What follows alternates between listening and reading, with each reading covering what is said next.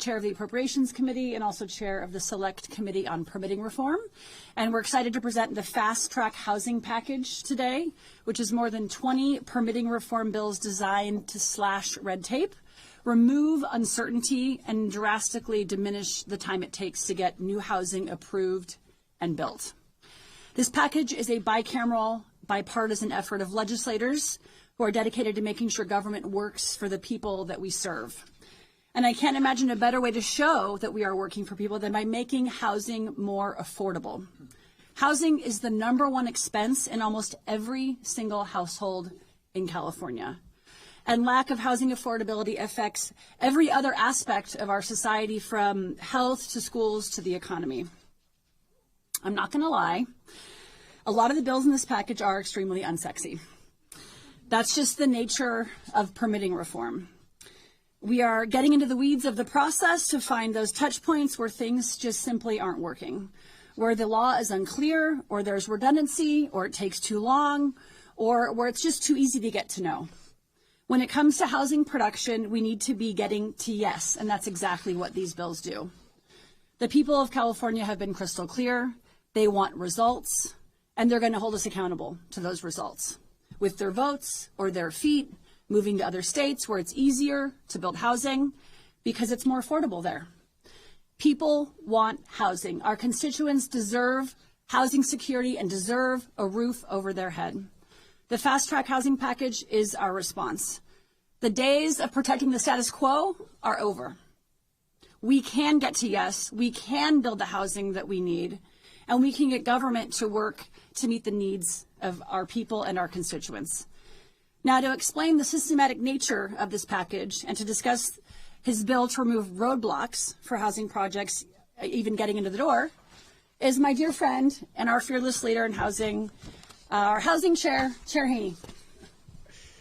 Thank you. Thank you all. Thank you so much, Chair Wicks, for your leadership and pulling us all together and to doing this in such a thoughtful way. This bill package, of course, is a result of an extraordinary amount of research, of listening to folks all over the state, of really deeply investing her time in understanding what's happening out there and coming up with solutions. I'm very proud to be here as the chair of the Housing Committee in the Assembly, supporting a set of bills that will confront what is without a doubt the biggest issue and challenge facing Californians. You can ask anyone in our state, wherever they live, whether that's San Francisco, San Diego, Bakersfield, everywhere in between, that housing is far too expensive. The rent is too dang high. The costs of homes here in California are twice the median nationally. Californians take on a greater burden when it comes to paying rent or paying the mortgage than nearly anyone else, anywhere else in the country.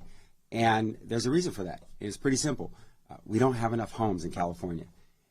There is a massive housing shortage in our state, millions of homes short to meet the needs of Californians, and they experience that every day when they pay the rent and when they look at the burden they take on to afford housing. We need to fix that, and we need to fix it by making it a lot easier to build homes in California. It has to be faster, it has to be cheaper, and we have to move with a level of urgency that is unprecedented. This was an issue before we lost over 15,000 structures in Los Angeles, where we are now seeing the ripple effects of that all over California, and this is about taking action on that. Here in California, it is harder to get homes built than nearly anywhere else. The average time it takes to build a 5 or more unit building in California is 23 months. For a single family home, the average is nearly a year. That is far too long, and at every step of the process, there are unnecessary delays, there are roadblocks, there are bureaucratic hurdles, there are ways in which laws that have been passed here in the legislature have huge loopholes that folks are taking advantage of all over the state to say no to housing. We desperately need everywhere in our state to say yes to housing and to get out of our own way and actually allow this to get done. I have one of the bills in this package that deals with the very first step in many cases, the front end of this, the process by which you simply apply for getting a home built can vary county to county, city to city, and in some places the requirements for simply applying to build a home are so onerous that they can take years just to get the application completed. They're complicated, they're complex, so we're going to create a universal standard application for home building where there's a set of things that should be required everywhere. Require those, be transparent, be upfront, and let's not have just that first step be a huge part of the delay. And what you're going to hear from today is that it's not just the application, it's every step of the process. There are reforms that these leaders who are here today and the other folks who have stepped forward as part of this package have stepped up and said we can do better at every stage, from the application to environmental review and CEQA, to entitlement, to post-entitlement, to legal rights and enforcement. At every level, there are reforms that can help make sure we shorten that timeline of how long it takes to get homes approved and built in our state, and that people experience that in lower rents, more choices, more affordability, and homes that actually are fit for them and their families. That's what this is about, and I'm so grateful for the leadership of Assemblymember Buffy Wicks and all of the legislators who have stepped up to lead as part of this process. And I want to introduce the next leader in that, who's going to speak from, as I said, a Los Angeles perspective, and who has stepped up in so many ways to lead on housing. Very grateful for her leadership in this space, post-fire, pre-fire, in every single thing that she does. Assemblymember Tina McKinner.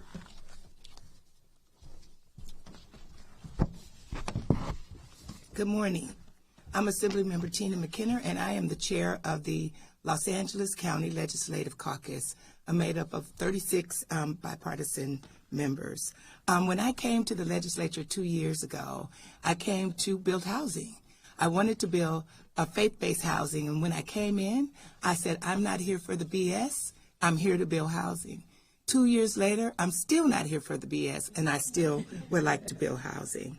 As you know, we had a wildfire in Southern California, and we had over 18,000 structures burned down. We have 100,000 of our citizens evacuated. We desperately need to build housing in California. And as we have learned from the legislature's past work here and the incredible package of pro-housing bills being discussed today, there is not one solution to fix California's housing crisis. And you know what? That's okay. Because standing with my colleagues and these incredible advocates, I know that together we will solve California's housing crisis. Look, one of the challenges we face in addressing these crises is the burdensome permitting process for housing process, especially those utilizing factory-built housing. And yet, even though these homes for all purposes look the same, each new unit produced must go through the same permitting and review process. This is unnecessary, and it creates redundant delays of 6 to 12 months, slowing down the housing production process. That's why I have introduced AB 557. This bill will streamline the permitting process for factory-built homes to increase the production of housing across the state. Factory-built housing offers a critical solution to California's housing crisis. It can reduce construction timeline by as much as 60%, cut waste by 80% compared to traditional construction, and eliminate cost overruns on 55% of the project since factory costs are fixed. This past fall, Assembly Wicks joined me in southern Los Angeles to tour a factory-built home manufacturer. And you know what? They were absolutely beautiful. They were small, but they had a great bedroom, bathroom, kitchen. It's just what we need in Southern California. I would like to thank Chairwoman Wicks for her leadership in championing this bicameral, bipartisan effort to accelerate the permitting process and build housing faster. You know what, friends? No more BS. It's time to build housing. Thank you. Next, I would like to bring up Assemblymember Hoover.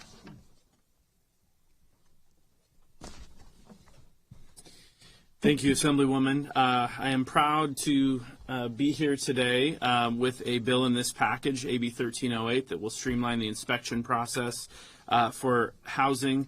And I really want to emphasize here today, the reason that I am here is to really emphasize that this is not a partisan issue. Whether you're a Democrat or a Republican or an independent, we desperately need housing in California. Californians of all parties, of all walks of life, are struggling with the cost of living right now in California. And any time that I am talking to young people in my district, housing always comes up as the #1 topic for them, that they really feel like they will never be able to afford a home in California. And to be honest with you, that makes me sad, because housing is truly the key. Owning a home is the key to building generational wealth. And I want California to be a place where my kids can one day afford to live, to purchase a home and to raise their families here as well. I think that's what everyone on this stage wants, whether you're a Democrat or a Republican. We have to get to work on this. We have committed as a state to do better on this issue, and we have failed to take the action that is necessary. I think this is a critical step in making a huge change to that, and I am proud to be a part of this group. Do you have the list? Sorry, I don't have it in front of me here. Okay, so, and with that, I would love to invite up Assemblymember Juan Carrillo. Good morning, everyone. I'm Juan Carrillo, and I'm honored to serve as the Assembly Member for the 39th Assembly District, representing communities across Los Angeles County and San Bernardino County. First, I want to thank Assemblymember Wicks for her leadership, dedication to bring us together and ongoing work in this space. Our presence here today underscores the urgency of this issue and the collective action needed to create real solutions. We are here today because California is facing an unprecedented housing crisis, as you all know, one that has left too many people without a home, struggling to afford rent, and unable to achieve ownership, as previously spoken. Right now, delays, regulatory barriers, and inconsistent permitting rules are driving up costs and deterring investment in housing. One of the biggest obstacles to new housing is the permitting process itself, which often slows or stops projects entirely, making it harder to meet our state's housing needs. Before serving in the Assembly, I worked as a city planner, where I saw firsthand how projects would receive entitlements but never get built. Unclear rules, shifting regulations, and unpredictable timelines created too much risk for home builders and investors, forcing them to look elsewhere. In California, if California doesn't fix its permitting system, we will continue to lose housing investments to other states that offer a more predictable and efficient process. That's why I'm proud to author Assembly Bill 1276, a bill designed to bring clarity, consistency, and certainty to the housing approval process. AB 1276 ensures that once a project begins the entitlement process, it is subject to sudden changes in state or regional regulations, except cases related to health, safety, and environmental concerns. It builds on past reform by improving transparency, reducing uncertainty, and promoting fair decision-making so the projects can move forward without unnecessary delays. By streamlining approvals, we can lower costs, expand ownership opportunities, and help California meet some ambitious goals that we set before. The time for bold solutions is now. If we fail to act, housing will only become more expensive and out of reach for working families. I'm committed to working with my colleagues, local governments, state agencies, and housing advocates to remove barriers, encourage investment, and build a future where every Californian has access to a safe and affordable home. With that, I'd like to introduce Alex Fish from the Department of Justice.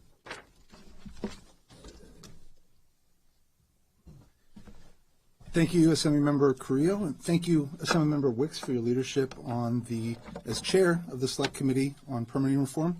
And thank you to everyone up here today for your service to the state of California and your willingness to tackle what is an epic housing crisis here in California. My name is Alex Fish. I'm the Special Assistant Attorney General covering California DOJ's housing work for Attorney General Rob Bonta.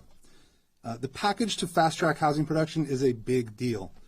It shows that we all are willing to take a critical look at the laws that govern housing in California and ask, what's still missing? AG Bonta asked that question too.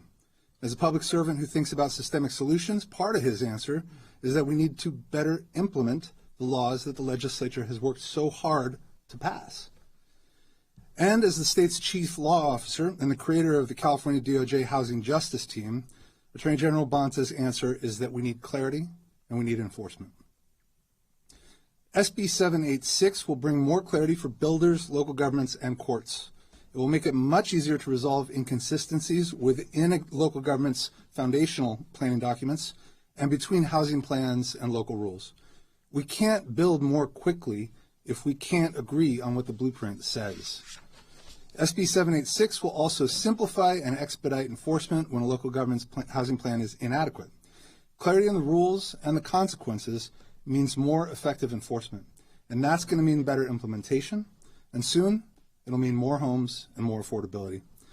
Attorney General Bonta is proud to sponsor AB 786. Very grateful to Senator Jesse Erguin for partnering and authoring the bill, and it's now my great pleasure to introduce Assemblymember David Alvarez, who I know has done the homework because I saw him with a book at one of the hearings.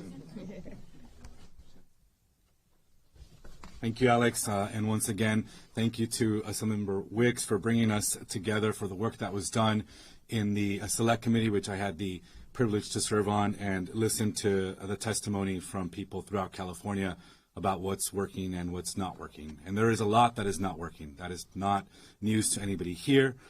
There's a reason why we are still over several million, couple million homes short of meeting the goals that we need to meet in order to house all of Californians. In fact, by 2030, the expectation is to build 2.5 million homes. We are nowhere near close accomplishing that. So I'm proud to stand here today to support the Fast Track Housing Package, all of the bills that are here before us today.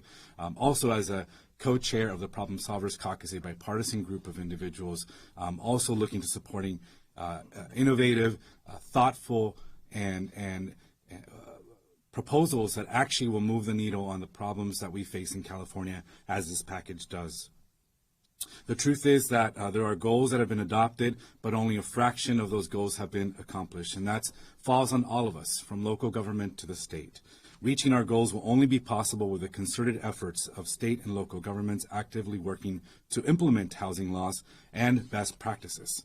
Right now, too many local governments say one thing in their housing plans and do something completely opposite once they get the state's approval. We have examples of cities adopting new fees, more discretionary permits, new rules, new regulations, new development conditions. And while technically those are legal, they have a cumulative effect of blocking homes from being built, and that is the intent. On the other side, we also have home builders and higher education institutions trying to build housing for students and families, but our current laws, particularly in certain parts of the state, like the coast, make it difficult, onerous, and sometimes impossible, and that is their intended consequence. Those laws that are currently on the books are part of the problem. In order to solve this problem, we do need to take an approach as is being presented here today. Someone recently asked me, and you may be asking yourself today, well, you've tried to do this in the past, why is this different? I don't think you've ever seen a group of legislators like the one we have before us here today. We are united in ensuring that we build the housing that is needed in California.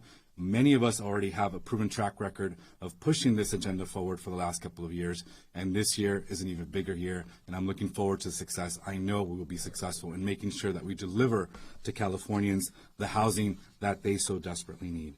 So let's set housing goals that are bold, and let's make sure that those goals get followed up with the construction of housing for our families. So with that, thank you very much. And now I will turn it over to Senator Tim Grayson. Thank you so very much, and thank you to Assemblymember for the introduction, but also to Assemblymember Wicks and her leadership inviting us all together. Families in California are being ripped apart because children who are now young adults cannot afford to live in the very state that they were raised in. So they're being forced to move to another state that provides more affordable housing. I'm Senator Tim Grayson. I've been a licensed general contractor in California for nearly 30 years. And I bring to Sacramento firsthand experiences of how it is to build a home in California.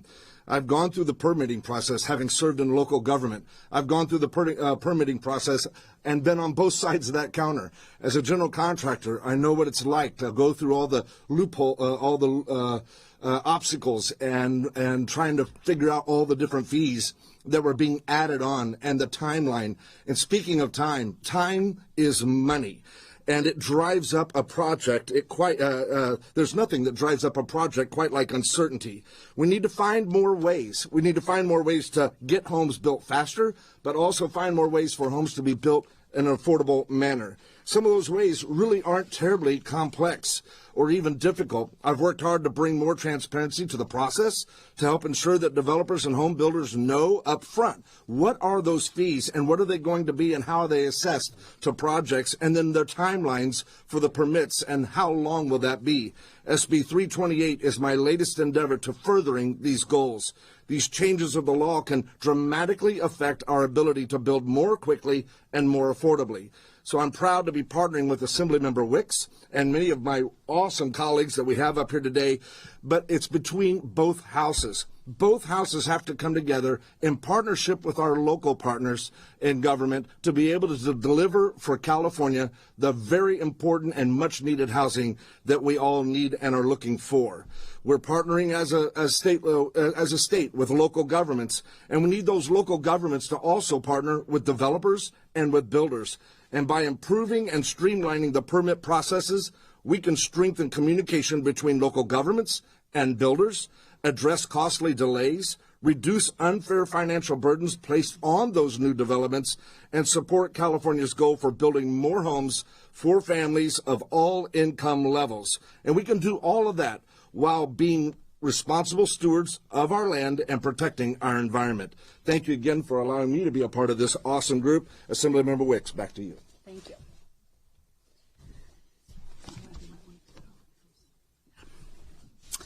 Great. Are you guys awake?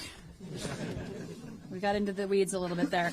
Let me just close a little bit talking about a bill that I have introduced that's part of this package, and then we'll open it up for questions if folks have.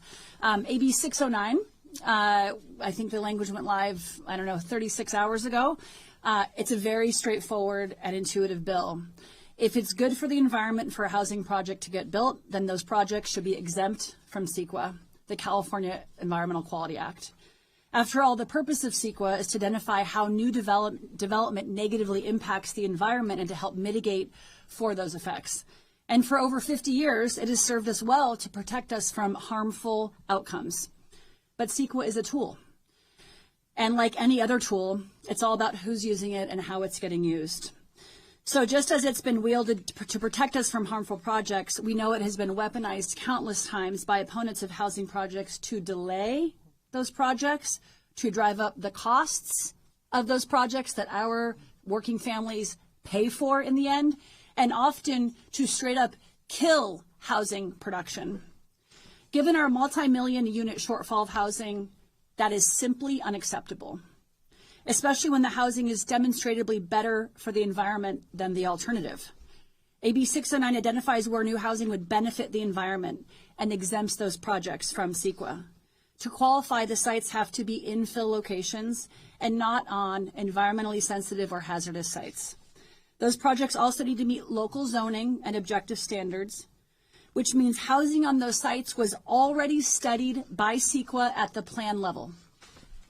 Now, we're not saying that the housing itself improves the environment and that there'll suddenly be more spotted owls or clean water.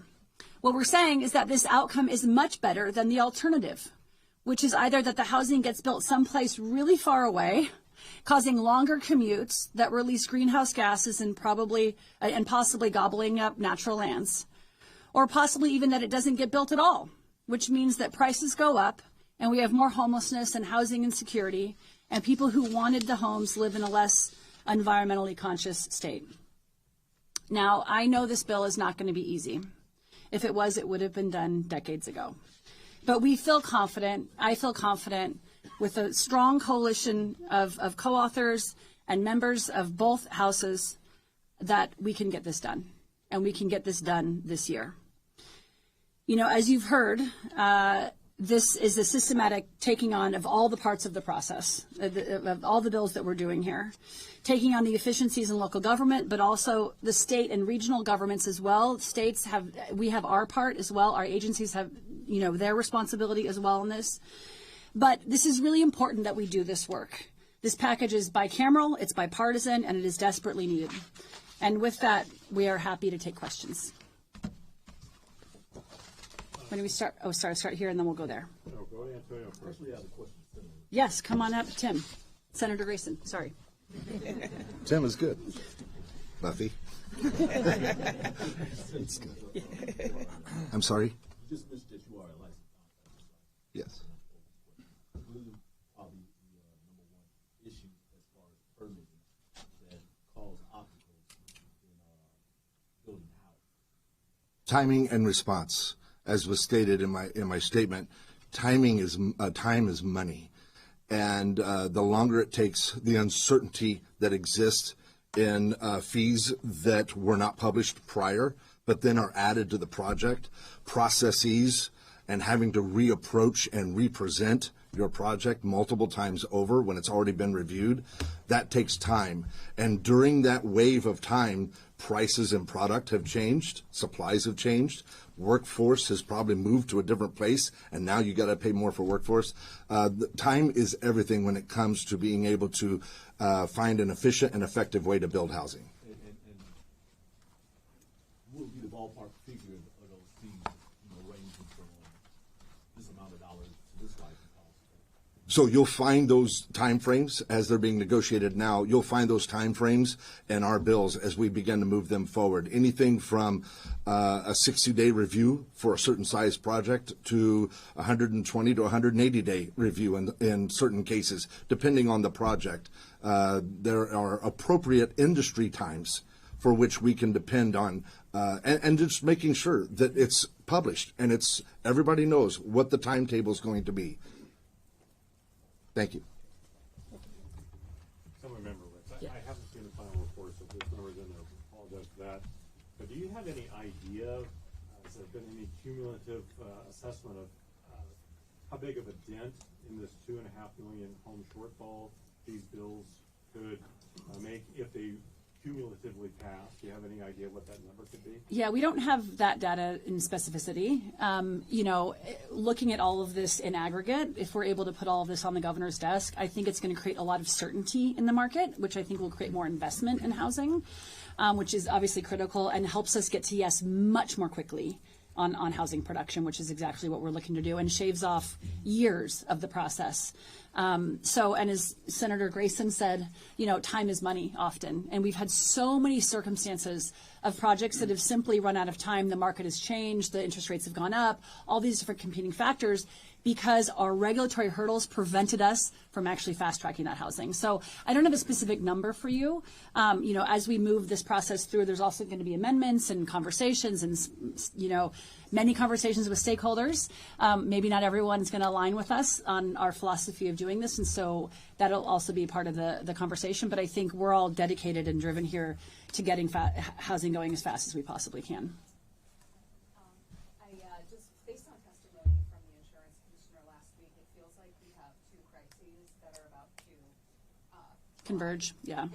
And I didn't hear anything about insurance in that space, and the commissioner has said the state needs to rethink how it builds, reconsider these fast track projects and land use and everything. And I wonder just how much of that is factored into not just your bills, but the work of Yeah, there's no doubt the insurance crisis is real and it's here, and we're going to have to address it.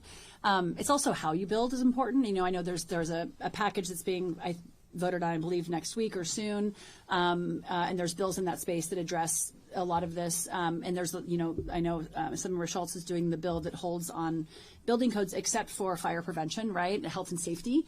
And so I think those things are really important. I think, when you look at homes that have been truly hardened, you have a much higher rate of success. And I know a lot of our builders have been out there trying to figure out exactly that equation, because there is no doubt we have to build this 2.5 million homes. How we do it, I think, is important. So that hardening, I think, is part of the equation. There's a whole other body of work being done on the insurance space. I know Senator Alvarez has a bill about the FAIR Plan. It is, I think, an appropriate question also for Assemblymember Calderon, Chair Calderon. This obviously is focused on the production piece of it, but I agree those issues are converging. We're not tackling the insurance question in this body of work, but do think it's important and will be a part of those conversations. And CEQA, I know, has been blamed for it feels like everything. And I wonder if you could explain, like, why is it so hard to just change that law? Well, I think politics is about the art of the possible. And, you know, the Little Hoover Commission came out with a series of recommendations. What was it, late last year? That's where I got my bill idea from, is through those recommendations. And they went through a very thoughtful process of looking at how can we actually really significantly reform CEQA to make it meet the needs of our modern state. You know, CEQA is while its original intent is one that I believe in and value and has produced a lot of good things, it has gotten weaponized. But I do think we're in a place now where the electorate is demanding this. You know, people are voting with their feet. They're voting in the ballot box too. You know, government has to do better. We have to serve the needs of our constituents, period. And we're not in many ways. And we have to own that and self-reflect on that. And the good news is we can make the change, you know, and that is what we're doing. And so I'm actually optimistic. The fact that you have all these leaders here today, plus leadership, you know, I've personally spoken with the speaker about this body of work. You know, he's excited about it. I think our governor's excited about it. We have leadership from the Senate here today. So I'm cautiously optimistic we're in a place now where we can actually make substantive reforms on CEQA. Hi, Jenna Hatch-Sackby. Hi, Assemblymember Alvarez. You and I talked a lot about the Coastal Commission last year. So my question is for you, but also Assemblymember McKinner, because you represent Los Angeles, and there were so many structures in Los Angeles within the coastal zone that were destroyed. And so I want to ask if you're concerned about the influence, similar to CEQA, that the California Coastal Commission has over coastal development, and if you're prepared to work with the commission or maybe take an aggressive stance to push back against the commission with these bills. So the quick answer is absolutely, I'm still concerned. I think we're all concerned that housing is not being built in all parts of California and that not everybody's doing their part to solve this problem. We do have a bill specifically, we can talk offline about trying to make sure we build housing primarily for students, and hopefully that's a barrier that's not too high for the commission to come and oppose and to lobby against. I don't expect them to do so, and I hope that they don't.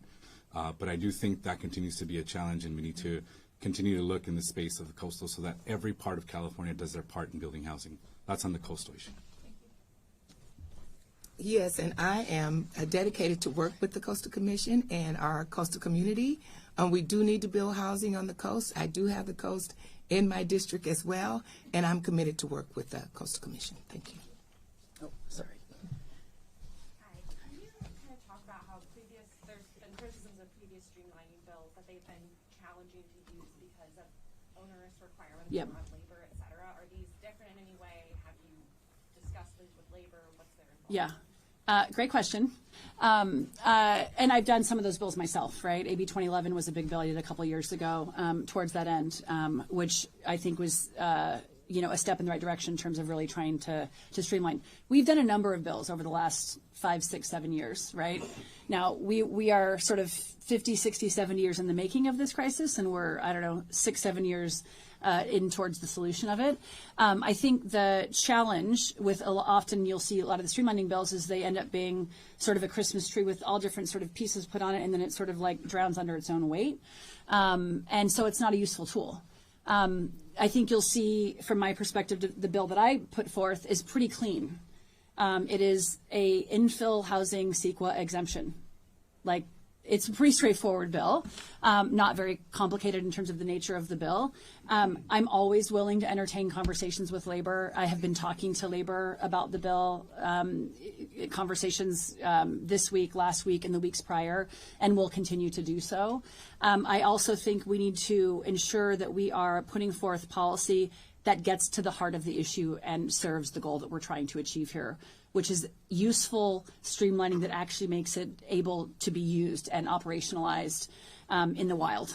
You know, and often when we do these bills, we don't know if they're going to work or not, and that's why I also think the implementation and tracking and seeing if that body of work has been successful is really, really important. We've been tracking 2011, for instance, and, we've had, I don't know, have 15 or so projects, maybe 3,200 or so units that have been approved through 2011 that have been expedited and are working. But those are not the numbers that are going to solve our crisis, right, completely. And so we have to do more work. So the long and short of it is, I'll continue to talk to labor. I always have an open door with people that agree or disagree. I think you make better policy when you do that. I'm also mission driven to ensuring that we're actually putting forth streamlining bills that work. I just want to follow up because, Ashley was talking about CEQA. I mean, I think people have called for whole scale CEQA reform. Yep. Why not just do that instead of? I think that's what this bill is. It's not everything, right? We're not okay, we're going to run a bill to just eliminate CEQA. Or, it's not everything. But this came out of Little Hoover Commission and at a lot of the hearings that we had in the Select Committee as one of the major reforms that we believe can really jumpstart housing, particularly in our infill areas. If we're able to pass this, it's going to be the biggest sweeping reform on CEQA in the 50 years it's been in effect. Why don't we go here and then we'll come back to you. Yeah, just to follow up on something you said in response to someone else. You said that you think the governor is excited by these ideas? I think, I haven't spoken to him specifically about it, but listening to his public comments, I heard his podcast interview with Ezra Klein that was released, I think, yesterday. And I think you can hear from his language that he's looking to fast track housing. It's a question for him. He and I have tended to align on a lot of housing policy. Hopefully we'll put all these bills on his desk and then he'll get to decide. Just following up a little bit on what Lindsay was asking, we've seen a lot of CEQA exemptions over the years, mostly for things like sports stadiums, right, et cetera. Turns out they work when you do them for sports stadiums. Well, I guess my question is there anything in any of those exemptions that have set a precedent here that you can lean on with any of these bills? Well, as I've said, those exemptions have worked. It's amazing we can fast track things when we decide we want to really move on it, and that's exactly what this bill is going to do, is fast track housing specifically. So I think those do set precedent in that we're exempting those projects from CEQA. That's exactly what I want to do on housing, because CEQA, I understand if you have an oil well that's being drilled in your community, that's a very different project than an affordable housing project, right, or missing middle housing, and yet they're treated the same in terms of the environmental review. So what we're doing here is essentially saying this type of housing, this infill housing that our communities desperately need, should be exempt from CEQA, in part because CEQA has already been part of the process in the plan process.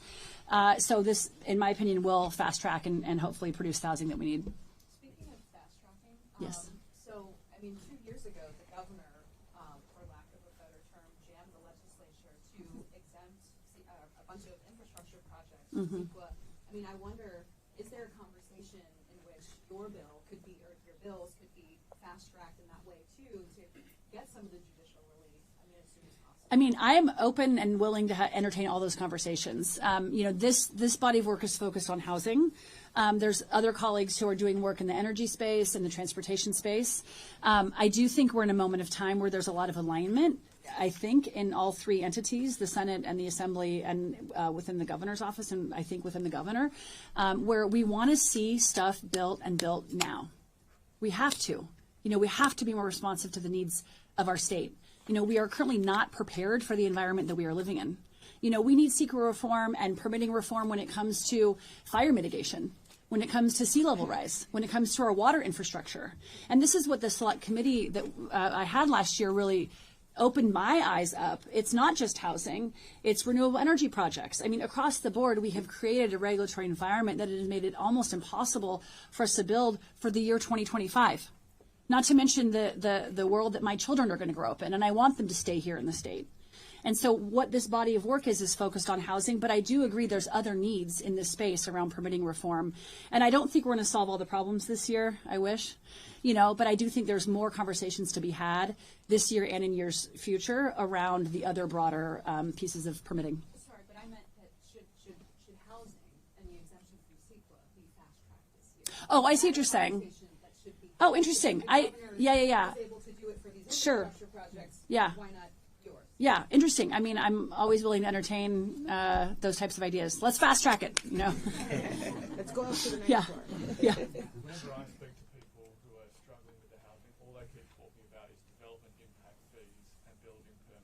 Yep. Can you explain it? Sure. To listeners how this will actually help possibly lower those? Yes, we need to build things faster, but if they cost too much still, it doesn't really matter. Senator Grayson, do you want to talk about the fees? He's been leading in this space for years, so. A lot of the fee issues are transparency, just right from the get-go. Is when you go in to apply for a permit, it's not very transparent in many jurisdictions as to what those fees are going to be and how much they're going to cost, which directly impacts how a project begins to pencil out or not pencil out. And then at the same time, going through the different processes that we have, whether it be CEQA or other reviews, design review or anything else, where fees that were not disclosed at the beginning then start getting added on. And for many, when we got rid of redevelopment agencies throughout the state, redevelopment agencies in many cases subsidized the horizontal improvements that were required to be done by a developer on a project. Well, when that went away, the city or the local jurisdictions put that cost on that project, in a sense, made it one of the fees, the impact fee, for instance. And so with that, that's what caused a lot of projects to not be able to pencil out. What we're trying to do is figure out a way, whether it's defer fees, whether it's to work with cities on fee deference or making it so that the fees aren't as much. I think that's an important conversation that is taking place and will take place during our negotiations with our bills. Because local governments see a lot of those, the money coming to them. They're all struggling too. I'm gathering they're not going to be happy if all of these impact fees, building permit fees, are going to be low since everyone's budget is struggling. Right. So one response to that is that sometimes it's just as effective to defer that fee rather than demand it up front and require a developer to finance that fee. Why not just collect the fee up on the finish of the project and the sign-off where you get occupancy permit?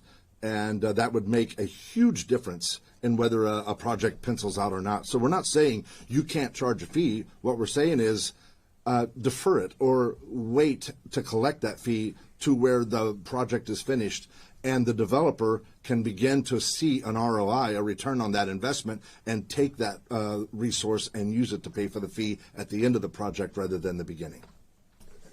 Yeah. Senator Rubio also wants to make some additional comments. Yes, I couldn't stay quiet, but I wanted to address that. So yes, you're talking about the fees, but I represent 8 cities, and they're worried about homelessness, people being displaced. That's more expensive for them, for the local communities, than trying to defer some of these fees. And so we can balance that. And I know one of the questions was about cost. Years ago, I wanted to buy a house, but it was too expensive.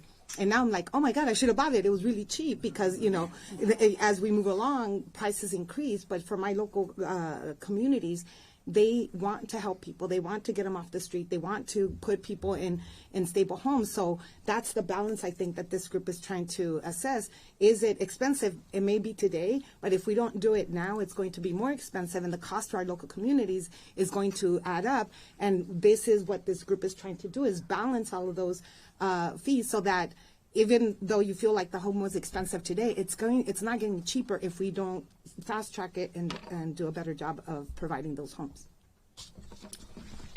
Any last questions?